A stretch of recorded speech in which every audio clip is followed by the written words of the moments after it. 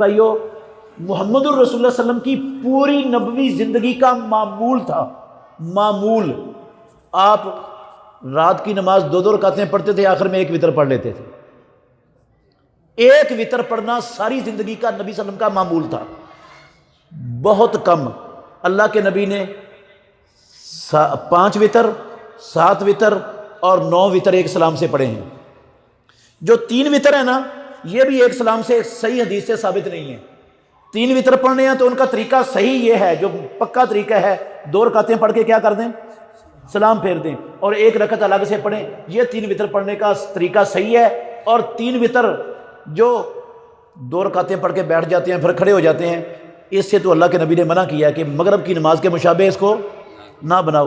اور کئی لوگ وہ تیسری رکعت 2 رکعتوں کے بعد تشہد بیٹھے بغیر ہی کھڑے ہو جاتے ہیں، یہ طریقہ بھی ثابت نہیں ہے۔ ثابت ہے 3 وتر پڑھنے کا، 2 رکعتیں پڑھ کے سلام پھیرو، 1 رکعت الگ پڑھو۔ تو اصل طریقہ یہ ہے، اور حکم بھی اللہ کے نبی کا یہی ہے، حکم بھی اللہ کے نبی کا یہی ہے۔ صحیح بخاری میں حدیث ہے، آپ نے فرمایا صلاۃ اللیل مثنی مثنی، رات کی نماز 2 رکھتے ہیں۔ فَإِذَا خَشِيَ أَحَدُكُمُ الصُّبْحَ فَلْيُوتِرْ بِوَاحِدَةٍ، جب تم میں سے کسی بندے کو خطرہ ہو کہ صبح طلوع ہونے والی ہے تو 1 وتر پڑھ لے۔ یہ 1 وتر پڑھنے کا حکم دیا رسول اللہ نے، یہ صحیح بخاری شریف کی حدیث ہے۔ 5 وتر پڑھنے ہیں، 7 پڑھنے ہیں تو جائز ہیں۔ اللہ کے نبی نے 1 سلام سے پڑھا ہے اور 1 ہی تشہد کیا ہے، 1 ہی، 5ویں کے بعد 1 تشہد اور 7ویں کے بعد 1 تشہد کیا ہے۔ اور 9 وتر بھی پڑھے ہیں نبی صلی اللہ علیہ وسلم نے 1 سلام سے۔ جب 9 وتر پڑھے ہیں تو پھر 2 تشہد کیے ہیں۔ پھر کتنے تشہد کیے ہیں؟ 1 تشہد 8ویں رکعت کے بعد اور سلام پھیرنے کے بغیر اٹھ گئے، پھر 9ویں رکعت کے بعد دوسرا تشہد کیا ہے۔ اور قنوت وتر یہ رکوع سے پہلے پڑھنے کا طریقہ ہے نبی صلی اللہ علیہ وسلم کا، ہاتھ اٹھانے کے بغیر، ہاتھ اٹھانے کے بغیر، رکوع سے پہلے ہاتھ نہ ایسے اٹھانے ہیں نہ ایسے اٹھانے ہیں۔